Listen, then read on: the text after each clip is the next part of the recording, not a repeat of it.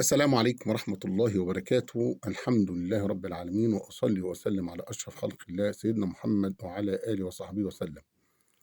مع صحابي جليل من صحابة الرسول صلى الله عليه وسلم ربيعة ابن كعب الأسلمي، صحابي من أصحاب الرسول صلى الله عليه وسلم، ودون 20 عاما كان يخدم الرسول صلى الله عليه وسلم، وهو من أهل الصفة، أي الفقراء أهل المدينة الذين اتخذوا المسجد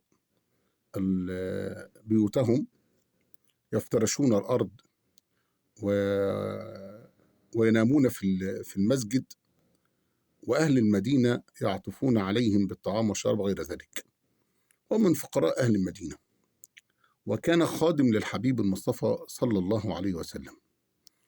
نشوف سيدنا ربيعة وهو خادم رسول الله صلى الله عليه وسلم يقول: كنت أخدم رسول الله صلى الله عليه وسلم حتى إذا انتهى من صلاة العشاء ذهب خلف النبي صلى الله عليه وسلم، حتى إذا انتهى إلى البيت ودخل الرسول صلى الله عليه وسلم بيته، جلس سيدنا ربيعة ابن كعب الأسلمي أمام البيت، أو أمام البيت، أمام باب البيت،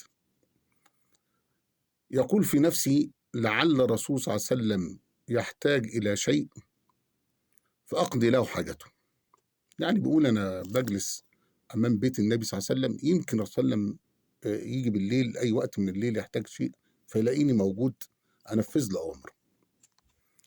فكان يجلس أمام بيت النبي صلى الله عليه وسلم ويسمع الرسول صلى الله عليه وسلم وهو يقول: سبحان الله سبحان الله سبحان الله. وبعض الروايات كان يقول سبحان الله رب العالمين. فكان ربيعة يسمع إلى ذلك التسبيح إلى أن يعني يأتي عليه النوم، أما ينام على باب النبي صلى الله عليه وسلم أو يذهب إلى المسجد فينام. في يوم من الأيام ربيعة بيصب على النبي صلى الله عليه وسلم الماء ليتوضأ، فقال له النبي صلى الله عليه وسلم: سن يا ربيعة أعطيك. النبي صلى الله عليه وسلم بيقول لربيعة بن أسلم بن كعب الأسلمي: سن يا ربيعة أعطيك، يعني أطلب حاجة أنفذها لك.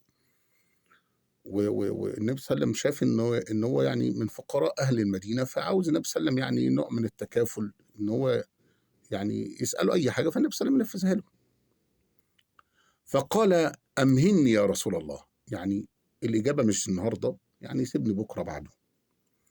فجاء في اليوم التالي أو الذي بعده مباشرة، وذهب إلى النبي صلى الله عليه وسلم، فقال الرسول صلى الله عليه وسلم: ماذا فعلت يا ربيعة؟ فبيقول له: يعني فعلت إيه؟ النبي صلى الله عليه وسلم كان بيقول له يعني إيه اللي أنت فكرت؟ خلاص فكرت؟ كان بيقول له: أمهني، يعني اديني أفكر، يعني فرصة أفكر. ففكر ربيعة إن حطام الدنيا زائل لا محال، وإن رزقه سوف يأتيه الله عز وجل به لا محل. يعني الدنيا كلها فانية، والرزق ومتاع الدنيا وحياة الدنيا كلها ربنا عز وجل هيجيبها له، لأن ربنا عز وجل كتب له ذلك.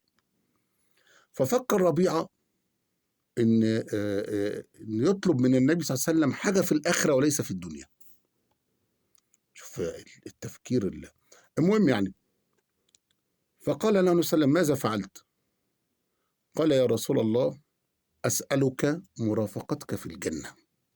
ركز معايا بقى. ربيعة من أهل الصفة، من فقراء أهل المدينة، لا متاع له ولا درهم ولا دينار ولا بيت ولا زوجة، حياته كفاف.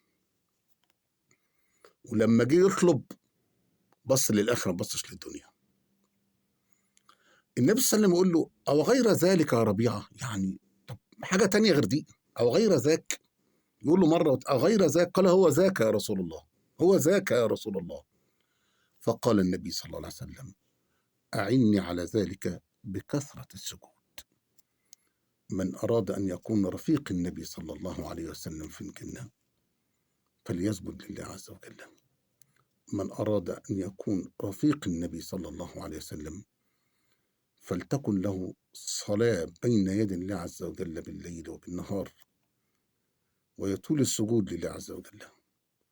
كما قال النبي صلى الله عليه وسلم لربيعة: أعني على ذلك بكثرة السجود.